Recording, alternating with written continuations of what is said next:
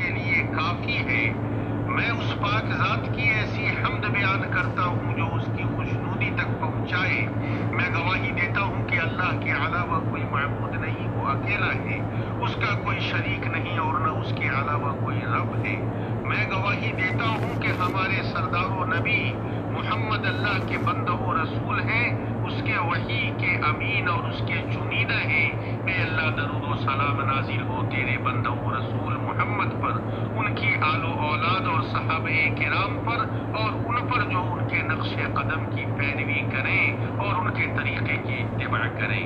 اما بعد، اللہ کے بندو، اللہ کا تقوی اختیار کرو، ارشاد ربانی ہے، اور ڈرو اس دن سے جس میں اللہ کی طرف پھرو گے اور ہر جان کو اس کی کمائی پوری دی جائے گی اور ان پر ظلم نہ ہوگا۔ مسلمانوں، دو عظیم بنیادیں ہیں، ہر طرح کی توفیق کے اسباب اور ہر طرح کے خیر کو جامع ہیں۔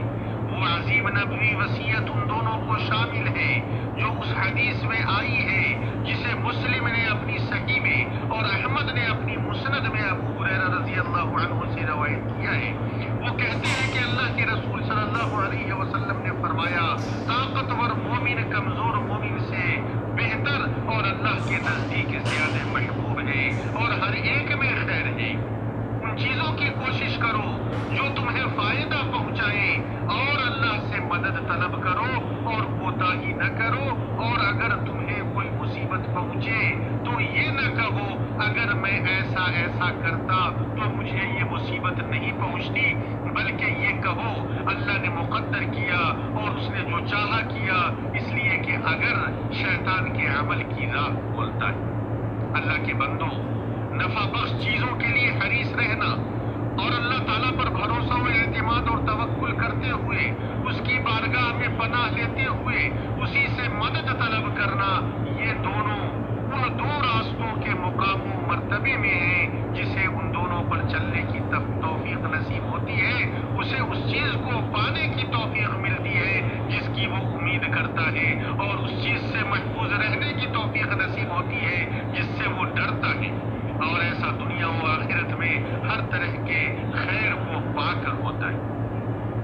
ان میں سب سے زیادہ بلند اور معزز و عظیم اللہ کی خوشنودی حاصل کرنا اور نعمتوں والے باغات میں اس کے معزز چہرے کا دیدار ہے، اور یہی وہ مزید ہے جس کا وعدہ اللہ تعالیٰ نے ان لوگوں سے کیا ہے جو اچھی طرح عمل کرتے ہیں اور خالص نیت رکھتے ہیں۔ ارشاد ربانی ہے، بھلائی والوں کے لیے بھلائی ہے اور اس سے بھی زائد، اور ان کے منہ پر نہ چڑھے گی سیاہی اور نہ کالی، وہی جنت والے ہیں، وہ اس میں ہمیشہ رہیں گے۔ اللہ کے نبی صلی اللہ علیہ وسلم نے اس حدیث کے اندر ان دونوں عظیم بنیادوں کو پوری طرح اس انداز میں جمع کر دیا ہے جو مقصود پر حد درجہ دلالت کرنے والا ہے، اس لیے کہ آپ نے اسباب اختیار کرنے اور مسبب یعنی اللہ سبحانہ تعالی سے مدد طلب کرنے کا حکم دیا اور عاجزی سے منع فرمایا، ہاں وہ اسباب اختیار کرنے میں کوتاہی اور ان کی کوشش نہ کرنے کی شکل میں ہو، یا اللہ سے مدد طلب کرنے میں کوتاہی، یا صرف اللہ سے مدد طلب نہ کرنے کی شکل میں ہو۔ اور جیسا کہ امام ابن قیم رحمہ اللہ نے کہا ہے، ان نبوی کلمات کے تحت پورا کا پورا دین ہے، تو ان چیزوں کی کوشش کرنا جو بندے کو نفع پہنچائے، ہر اس چیز کی بنیاد ہے جس سے اسے دنیا و آخرت میں فلاح و سعادت نصیب ہوتی ہے، اور اللہ تعالیٰ پر بھروسہ و اعتماد کر کے اور اسی کی بارگاہ میں پناہ طلب کر کے اللہ تعالیٰ سے مدد طلب کرنا قبولیت کی اصل، ثواب کی راہ اور اللہ کے سیدھے راستے کی طرف ہدایت کی راہ ہے۔ جب انسان اس چیز کا حریص ہوتا ہے جو اسے نفع پہنچائے اور دنیا و آخرت میں اس کے لیے اپنے رب کی عبادت سے زیادہ فائدہ مند کوئی چیز نہیں ہے، جو تخلیق انسانی کا مقصد ہے۔ جیسا کہ ارشاد ربانی ہے، اور میں نے جن اور آدمی اتنے ہی کے لیے بنائے کہ میری بندگی کریں۔ عبادت یہ ہے کہ اللہ کی خوشنودی حاصل کرنے کے لیے نبی کریم صلی اللہ علیہ وسلم کی پیروی کرتے ہوئے ہر وہ کام کیا جائے جسے اللہ تعالیٰ پسند فرماتے کرتا ہے اور ہر اس کام کو چھوڑ دیا جائے جس سے اس نے منع کیا ہے، جیسے نماز، روزہ، حج اور زکوٰۃ عبادت ہے، اسی طرح شکر، صبر، رضا اور اللہ کا شوق عبادت ہے، اسی طرح دعا اور ایک اللہ سبحانہ کے لیے انکساری، گریہ وزاری، خوف، انابت اور خشوع عبادت ہے، اسی طرح پاکیزہ حلال کھانا، خبیث حرام سے بچنا، بھلائی کا حکم دینا اور برائی سے روکنا، والدین کے ساتھ حسن سلوک کرنا، اچھا اخلاق اختیار کرنا، بڑوں کی عزت کرنا، چھوٹوں اور مسکینوں کے ساتھ شفقت سے پیش آنا، سچ بولنا، امانت ادا کرنا، وعدہ پورا کرنا، سود اور تمام حرام چیزوں سے بچنا، نظریں نیچی رکھنا، شرمگاہ کی حفاظت کرنا، فضول ملنے جلنے، دیکھنے، بات کرنے، کھانے اور سونے میں عمر کو ضائع ہونے سے بچانا اور بصیرت کے ساتھ اللہ کی طرف دعوت دینا عبادت ہے۔ ارشاد ربانی ہے، تم فرماؤ بے شک میری نماز اور میری قربانیاں اور میرا جینا اور میرا مرنا سب اللہ کے لیے ہے جو سارے جہاں کا رب ہے، اس کا کوئی شریک نہیں، مجھے یہی حکم ہوا ہے اور میں سب سے پہلا مسلمان ہوں۔ اور جب بندہ اللہ سے مدد طلب کرتا ہے، اس کے علاوہ کسی اور کی عبادت کو چھوڑ دیتا ہے اور اس میں سر فہرست شیطان کی عبادت ہے، جس کی عبادت سے ڈراتے ہوئے اللہ تعالیٰ نے فرمایا، اے اولاد آدم، کیا میں نے تم سے عہد نہ لیا تھا کہ شیطان کو نہ پوجنا، بے شک وہ تمہارا کھلا دشمن ہے۔ اور اس کی عبادت کا مطلب ہے وہ اللہ کے ساتھ کفر و شرک کا جو حکم دے اس میں اس کی اطاعت کرنا۔ جب بندہ ایسا کرتا ہے تو وہ توفیق کے تمام اسباب کو اختیار کرتا ہے، اس نبوی وصیت کی برکت کو حاصل کرتا ہے اور سید الانام علیہ افضل الصلاۃ و اتم السلام کی اچھی پیروی اور مکمل اقتداء اور ان کے طریقے کی سچی اتباع کرتا ہے، جو اس کے لیے دنیا میں اچھی زندگی حاصل کرنے میں عظیم ترین معاون ہوتا ہے اور اس معزز بھرپور بدلہ سے کامیاب ہوتا ہے جسے اللہ تعالیٰ نے جنت کی صورت میں ان متقیوں کے لیے تیار کیا ہے جنہیں گزرے دنوں میں نیکیوں کی توفیق ملی۔ اللہ کے بندو، اللہ کا تقوی اختیار کرو، اس نبوی ہدایت کو اختیار کرو جسے یہ عظیم وصیت شامل ہے، ان چیزوں کے لیے کوشش کرو جو تمہیں دین و دنیا میں فائدہ پہنچائیں، تمام معاملات میں اللہ تعالیٰ سے مدد طلب کرو، ان چیزوں کے چھوڑنے سے بچو جن کا چھوڑنا صحیح نہیں ہے، جیسے ایسا خیر جس کے ذریعے تم اپنے رب کو راضی کرو، جس کے ذریعے تمہارے درجات بلند ہوں، جس کے ذریعے دنیا و آخرت میں ان چیزوں تک پہنچو جن کی تم امید کرتے ہو۔ اللہ تعالیٰ ہمیں اور آپ کو اپنی کتاب کے طریقے اور اپنے نبی کی سنت سے فائدہ پہنچائے۔ میں اپنی یہ باتیں کہتا ہوں اللہ عظیم جلیل سے اپنے لیے اور آپ سب کے لیے اور تمام مسلمانوں کے لیے ہر طرح کے گناہ سے مغفرت طلب کرتا ہوں۔ یقیناً وہ بہت زیادہ مغفرت کرنے والا اور نہایت رحم کرنے والا ہے۔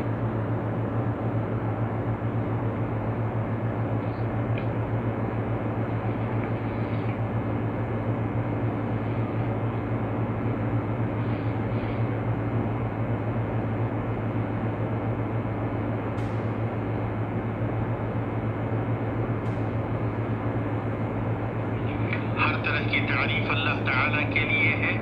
ہم اس کی حمد بیان کرتے ہیں، اسی سے مدد مانگتے ہیں،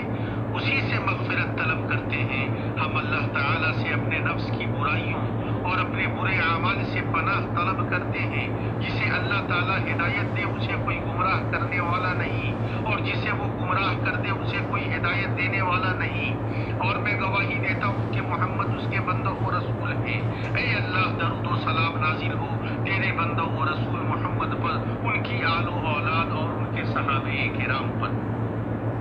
اما بعد، اے اللہ کے بندو، انسان کے لیے یہ درست نہیں ہے کہ وہ تقدیر پر بھروسہ کرتے ہوئے ایسی چیزوں کے لیے کوشش کرنا چھوڑ دے جو اسے نفع پہنچاتی ہیں، بلکہ اللہ اور اس کے رسول صلی اللہ علیہ وسلم نے جس چیز کا اسے حکم دیا ہے وہ اسے کرے۔ اللہ کے نبی صلی اللہ علیہ وسلم نے مسلمان کو حکم دیا ہے کہ وہ اس کی کوشش کرے جو اسے نفع پہنچائے، اور جو چیز اسے نفع پہنچائے گی وہ بقول شیخ الاسلام ابن تیمیہ رحمہ اللہ انس و جن کے شیاطین کی مخالفت کرنے اور مقدر کیے ہوئے شر کو مقدر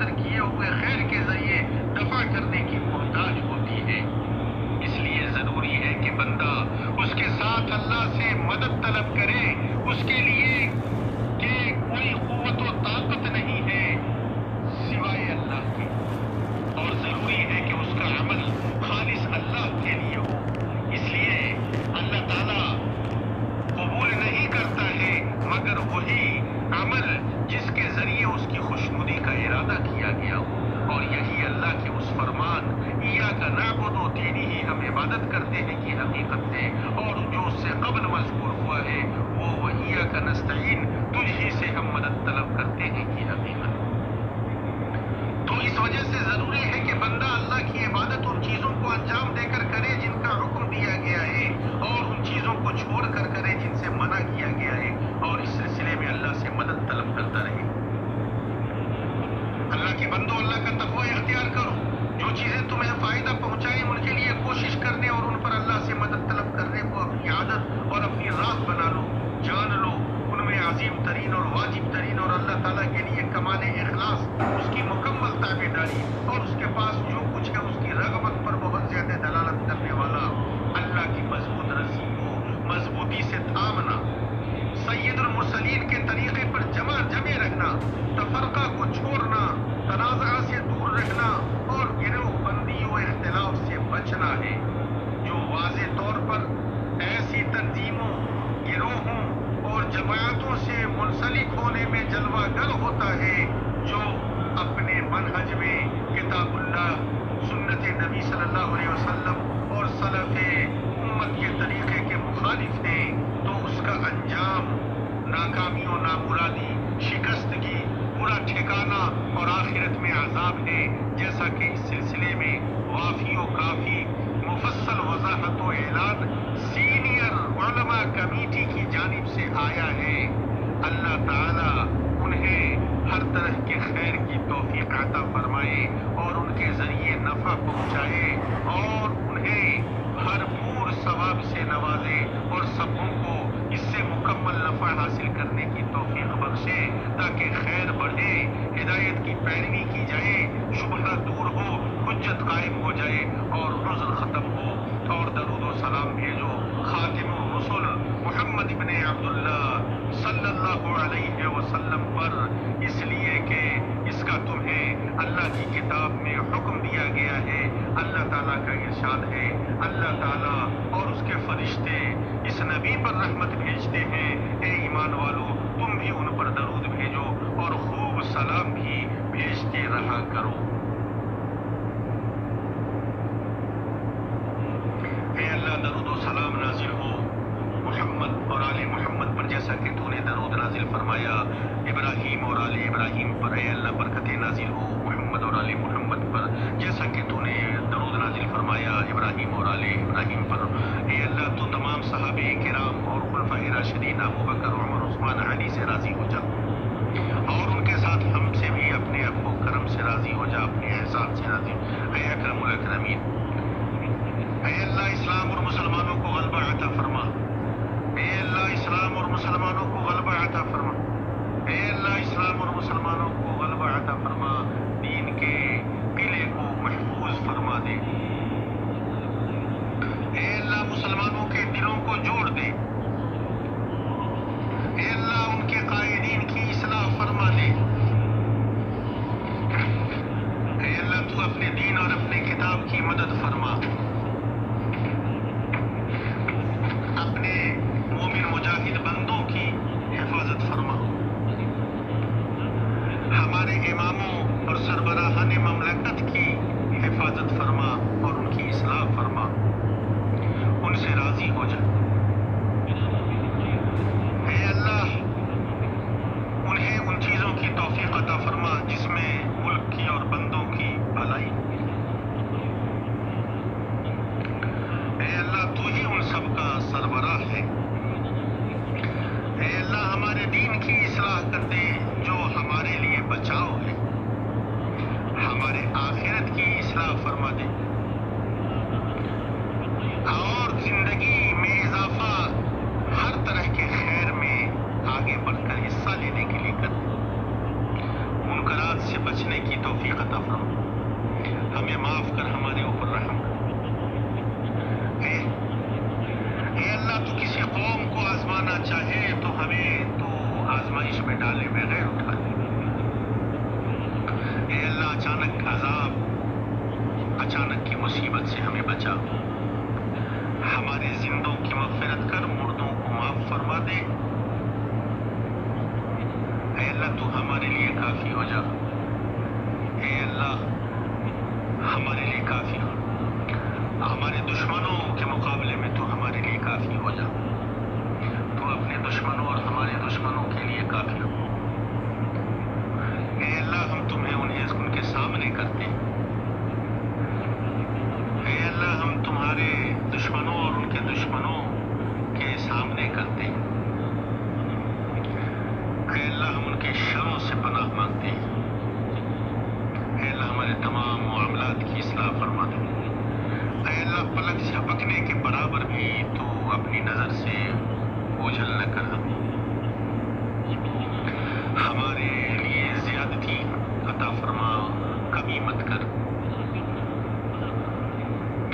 हमें गलबा दे हम पर, हमें मगलूब न कर। गलबा हमें अता फरमा, मगलूब न कर हमें। है हमारे रब, हमने अपने नफ्स पर जुल्म किया, अगर तू हमें माफ नहीं करेगा तो हम गुनाहगारों में से। अल्लाह दुनिया में भी भलाई और आखिरत में भी भलाई अता फरमा, और जहन्नम के अज़ाब से। और दरूद और सलाम नाज़िल हो उसके बंदा और रसूल मोहम्मद पर, उनकी आलो औलाद और सहाबे किराम पर, और हर तरह की तालीफ अल्लाह रब्बुल आलमीन के लिए।